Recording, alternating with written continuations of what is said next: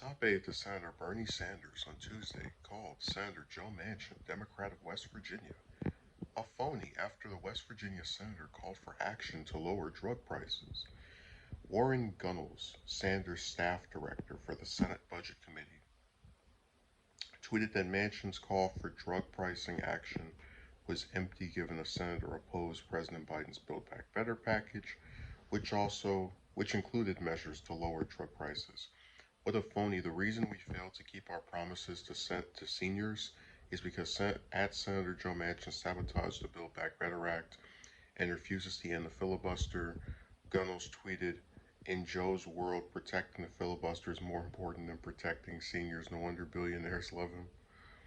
Gunnels was responding to a tweet from Manchin after the senator met with AARP's West Virginia branch, stating, "By allowing Medicare to negotiate drug prices, capping the cost of insulin at $35 per month, and allowing the importation of drugs from Canada, we can lower prescription drug prices in America. We must take action and keep the promise we made to our seniors." Manchin has long supported action to lower drug prices, but remains to be seen if he can reach a deal with Democratic leaders on a broader package that would include the drug price reforms. Because of Republican opposition, any measure must use the reconciliation process to bypass the GOP filibuster in the Senate.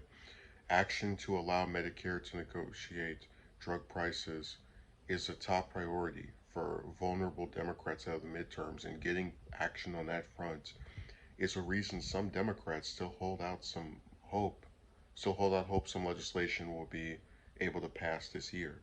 Senator Kirsten Sinema, another key moderate swing vote, she is not moderate at all, has been the greater question mark on sweeping drug pricing action, though she did reach a deal with Democratic leaders in the fall to allow for Medicare to negotiate lower prices for a limited subset of drugs.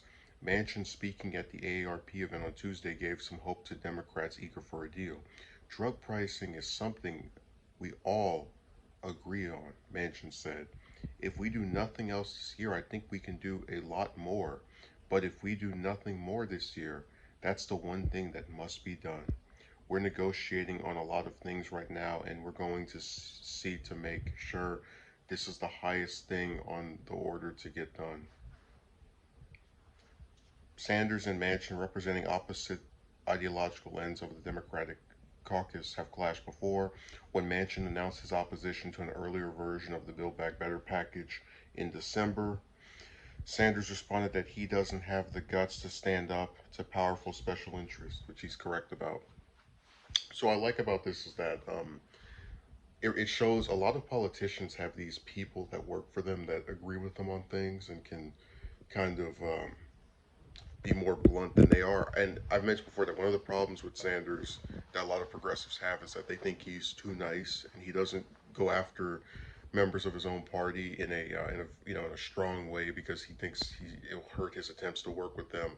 But I think he's at least either he or the people that work for him realize that Manchin is someone who is going to, for the remainder of Biden's term and even going further than that, depending on if the Democrats are able to win any more Senate seats, be this very significant roadblock that prevents any progress whatsoever. And he's going to keep giving these statements and comments that, sound good on paper. But if you look at his inability to execute any actual plot to get these things done, he's just another one of these useless politicians. I mean, if I was someone who cared so much about how expensive drug prices are, and we actually have been over this before, and I am one of the few people that's holding this back from passing because I have this antiquated view that the filibuster means so much. And I've said before, I think if you have the most votes to pass something, that should be it. If you can get 51 votes on anything, that's just be it. I don't understand why you need to. It'll be good for bipartisan. Just because you can't get a majority of members of the other party to vote for something, or can get them to vote for it, doesn't make it good or bad. Look at the Patriot Act. Almost every senator, except for was it Feingold, voted for that, and it sucked.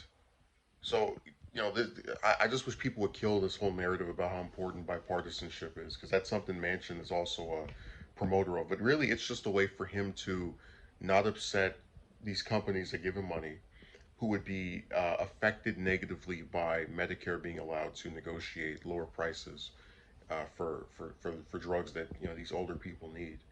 And he's going to keep using the excuse of the filibuster to just not do anything, and keep giving remarks about how important change this is while just sitting on his behind, and allowing the issues to stay in place. It's really a sickening sight, because you've got a guy who really gets away with the fact that a lot of people, not just in um, West Virginia but across the U.S., don't pay attention to this stuff, so they don't know, hey, who is actively stopping this from happening. Like, of course, they'll blame Biden because the president gets blamed for everything, but they don't sit back and say, wait, now which there's a senator who's from this one state, and he's always at the center of stuff when it gets blocked or when it can't pass. Who is that? And just because of people's continuous and very large ignorance, he gets to act like this and not face any real pushback, as far as, like, being threatened to be gotten rid of, someone running against him in his next campaign, because